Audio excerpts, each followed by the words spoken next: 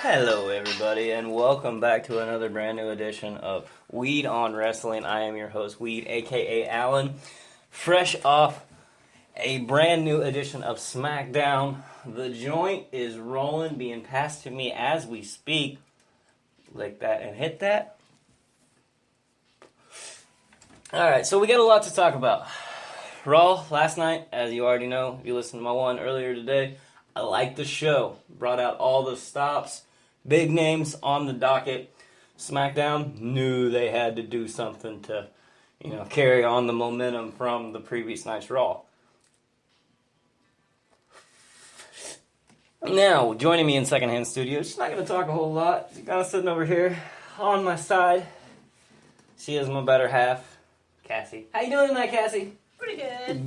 Good to have you here. She's here as more moral support, as I don't think she quite watched the SmackDown like I did. She was playing video games, but to each their own. Anyway, down to business, starting the show, and it started the show with highlights from last week. Not bad, right?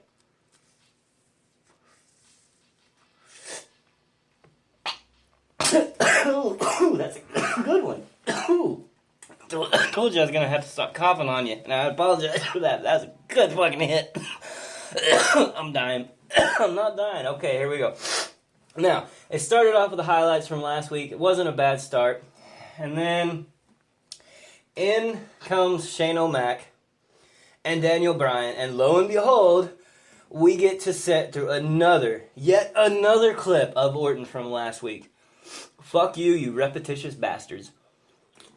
Now, imagine this, if you will, that we get Orton versus Styles for a number one contendership, right? Okay, that sounds like far-fetched, sounds like a dream match, because this never happened before, but supposedly that's what we're getting at the end of the night, and I'll get to that here in a little bit.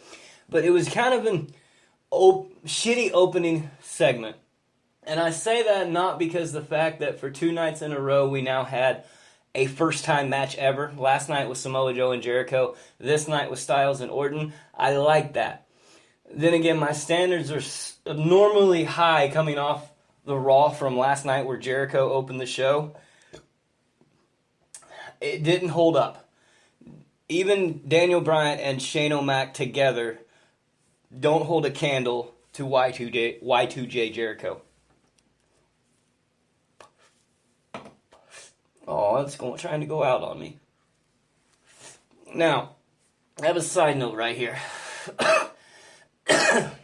How many spots do you think WWE could fit in on any given night for advertisements on WrestleMania? Because it seems like we get one right before we go to commercial break. And then we get one right after commercial break.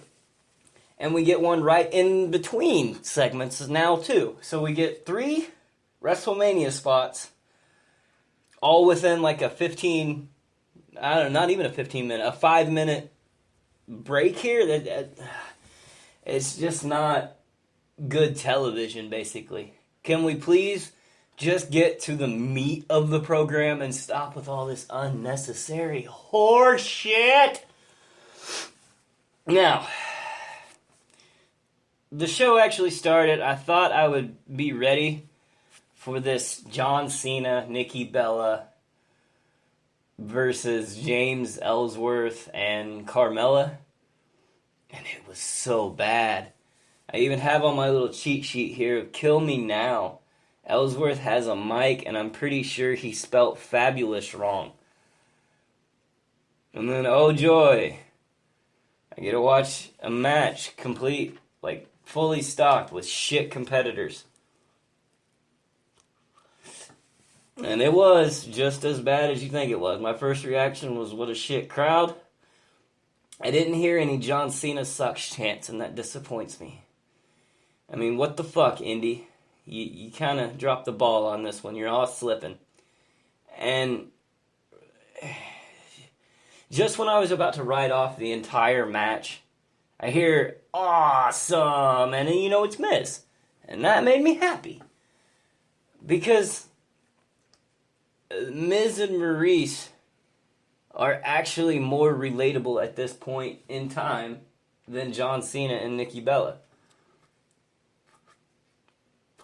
Oh, it's gone out. Okay, that one's done for a little while. I'm going to actually talk now and stop trying to get higher on you fuckers. Alright, but here. I still had to sit through the bullshit of the match, but at least I was able to not have to fully concentrate on it because we had Miz on commentary booth, and it doesn't get much better than that, than Miz on the mic. And he speaks some truths about Cena and about the Cena brand. And how shitty it was, them trying to be synchronized wrestlers, and like the Miz said, they can't even do that together, choreographed well. And at the end, I was left there, sitting there, thank God they were attacked, because Nikki and Cena, like, I don't know, I never thought that Nikki and Cena were real, and I still don't. I think it's just an image put forth by the WWE as an organization. Like, here's our power couple. Aren't they cute? Now buy our merchandise. I personally think that is true. Miz is speaking on it. He even says how they weren't allowed to talk about it in kayfabe reality because it didn't exist. Now all of a sudden we can talk about it. It's Women's Month. Now all of a sudden, oh, look at my amazing girlfriend. Isn't she great? Step back there, Cena. You're kind of treading on Miz's territory. If you're always harking up Miz's tree about how he copies everybody else, aren't you kind of copying Miz? I mean, pot, kettle, black, much. Okay. Anyway, moving on. I have another side note here, and did anyone else catch Mauro Ranallo calling out and talking shit on Tom Phillips? This may have made my night. If it wasn't for the main event later on in the night, this would be my talking point. This would be the thing I would focus most on because it was an amazing throwaway little catchphrase, if you will. And Mauro's quick like that. He's quick-witted and he keeps them coming. Because he went after Phillips, and it was fucking great. Here's what he said. Cena and Bella go together like strawberries and chocolate, whereas Carmella and Ellsworth go together like alcohol and social media. And in light of Tom Phillips' recent history with his fuck-ups and flubs and what have you on social media, like, oh, I don't know, let's say Instagram, and I want to fuck the shit out of you. I think that's your direct quote. But yeah, that was a good little jab at Tom Phillips. And if it wasn't a jab, I don't know what it is. And then later on in the evening, we had to suffer through just a little bit of, as King Ross would say, some hypocrisy. We had some fucking hypocrisy. Tom Phillips should not be the person that talks about how much respect we should have and appreciation for women that we should have. It's a given. We should have it. But I just don't think the man who posts on social media that he wants to throat fuck the shit out of a woman while he's engaged, and that said woman is not his fiance. And only one has came to light. How many more are they? Could this be another little Anthony Weiner scenario where we're wondering how many snakes are going to come out of the closet, if you will, for lack of a better verbiage? But it's just a thought, maybe, WWE, just a thought. Bad timing, perhaps? Can we have somebody else do the little plug that we're wanting to hype for March being Women's Month? It seemed like a little bit of a slap in the face there, WWE, but whatever. You haven't been known to be the coolest of cucumbers. I mean, look at last night in Chicago when you had Triple H talking about the best medical staff in the world. That exact terminology, in the world, the best in the world, in Chicago, does that sound familiar? I don't know. Who's suing WWE right now? Oh, I don't know. CM Punk, and what was his moniker? The best in the world at what I do on that microphone, in that ring, and everywhere else. Oh, best in the world. Best medical staff in the world. In Chicago. Fuck you, WWE. Fuck you very much. I see what you're doing there, and I don't like it. You did the same shit here with Tom Phillips.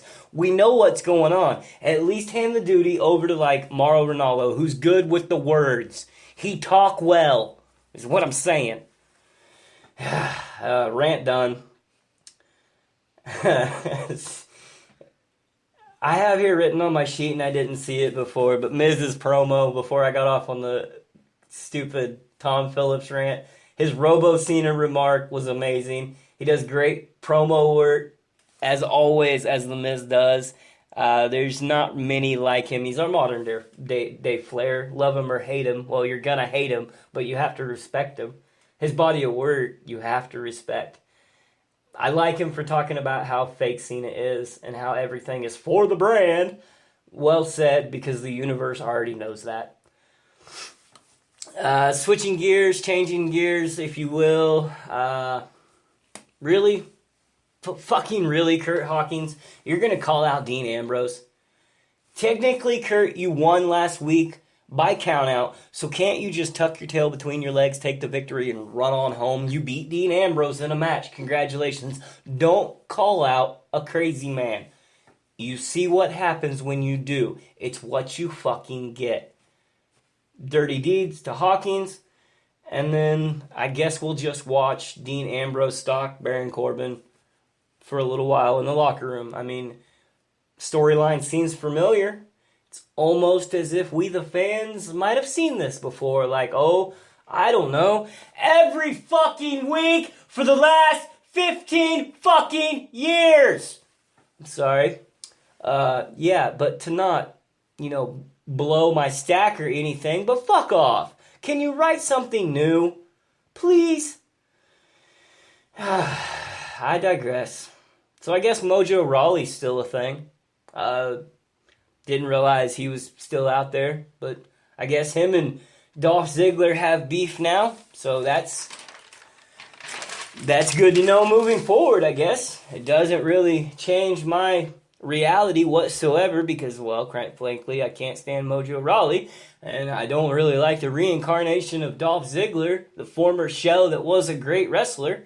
So, fuck it, I'll just continue ignoring it like I usually do. And just so I can keep my facts clear here, WWE, we're crushing people with the forks on a fork truck now. That's what we're doing. That is our world and universe in the WWE universe, that it's okay to crush somebody with a forklift. As long as we're clear on that. I mean, it wasn't bad enough last week we had to suffer through Randy Orton committing like crimes like, arson and, desecration of a corpse, not to mention his many misdemeanors of like trespassing and shit like that. But yeah, now we complete the felony trifecta of fucked upness with attempting to commit murder. All right, cool. Fucking kayfabe's a weird fucking thing. Clear out my lungs. Got to talk about Alexa Bliss on the mic. She's good. She's quick-witted. She fires back. But she does not have a cadence that you can listen to, and the fans are getting pissed. Either break up your sentences so we can say what, or speak in a good cadence so we can't say what. Because this mix and match bullshit of you going on a rant and then interrupting yourself and then interrupting them real quick and then saying your words real fast and then not saying anything at all. That shit's gotta go. I mean, she got skills, but I'd say she has more potential than skills right now. I'd like to see her have more skills than potential eventually. She'll get there, hopefully. Somebody who won't, I don't think, get there, and that's Becky Lynch. She comes on next, and the mic skills just get worse. And then when I thought all the charisma and all of the shitty mic skills were over, like there could not be anything worse for this segment, in walks fucking Natty. And sucking it up than worse than before. She sucked whatever flow they had out of the fucking ring. The only good spot from this entire segment, other than knowing what I've known for the past month and a half, was Alexa Bliss coming up with the line that was,